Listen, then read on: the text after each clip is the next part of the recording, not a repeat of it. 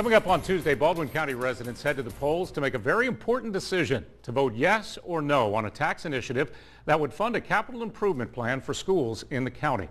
Baldwin County School Superintendent Robbie Owen joins us now here in the studio. First of all, Robbie, thanks for being here. Oh, thanks for having me here. A lot of numbers out there. Let's go over them very quickly here at the beginning. First off, the school system says if both the new 5 mil and 3 mil tax initiatives pass on Tuesday, a resident who owns about a $150,000 home will see an increase of about $120 a year in taxes. That's what the school system says. That's right. And in fact, it's been easy for me to say about $80 for every $100,000 worth of value, assessed value of your home. So that's why I calculate it the easiest. And you do the math, that's a pretty big chunk of change over the next 30 years. Yeah. Over just the next 10 years, $350 million will be raised if those taxes pass. That's right. Where will that money go exactly?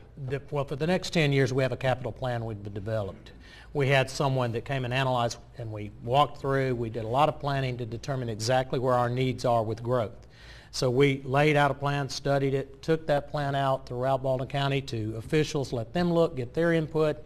We've been all over talking to folks. Now, growth is our main target, but we also have one situation, and that's in Bay Minette, where we want to address a need situation where the school is not what we think is the best for our children. So we want to build a new school there. You said you have a plan. Is that Absolutely. A plan that is, can anybody see that plan? That's on our website of billbaldwinnow.com, so you can go there and see the plan. That plan is for the next 10 years. And opponents of this tax say that those numbers are misleading, that the school board is trying to mislead taxpayers. Mislead with the amount of money we need.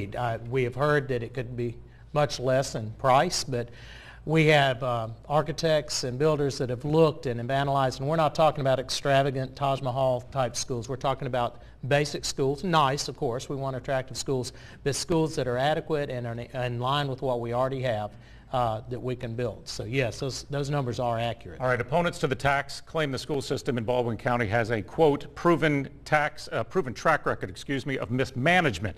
You've been on the job for less than a year now. What's your response to that claim? Well, I'll tell you, first of all, since I've been on the job, we've done so many things to cut back. We have found ways to cut millions from that budget. We have cut programs. We've cut some travel.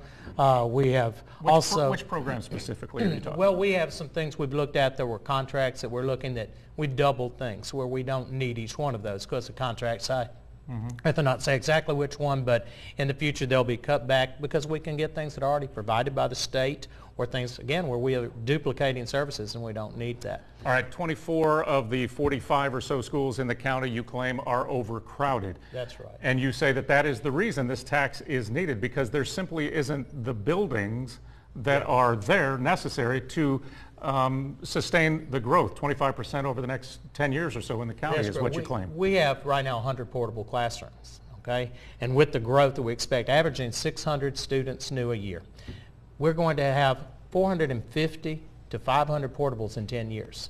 That means about 10,000 students that are going to be learning in portable classrooms. Now, we've heard it said, well, you can learn just as good in a portable classroom. There's a lot of inaccuracies there, but I don't really see us wanting a school system that has 500 portables and 10,000 students learning in those situations. Folks on the opposition say that Baldwin County has spent about $160,000 to promote the tax. Those are taxpayer dollars, and some say that they have questioned even the legality of spending that money that you guys have spent to promote the tax.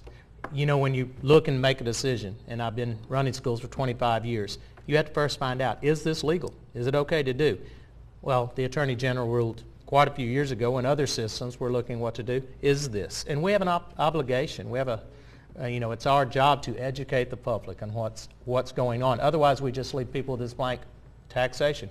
What's it for? Robbie, you've been in education 31 years, That's a principal right. for 25. You've been on this job less than a year now. That's right. I'm going to give you about 15, 20 seconds to one last time say why people should vote yes.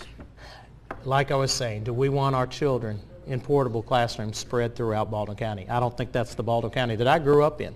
As a student years ago, we had no portable classrooms. Do we want to really be in a situation that's worse than we were in the 1970s? Academically, our gains are great. Superintendent Robbie Owen, thanks so much for being with us. And again, tomorrow, be sure to be here representing the group of opposition will be Matthew Brown. We will talk to him at this very same time for the exact amount of time. That's tomorrow.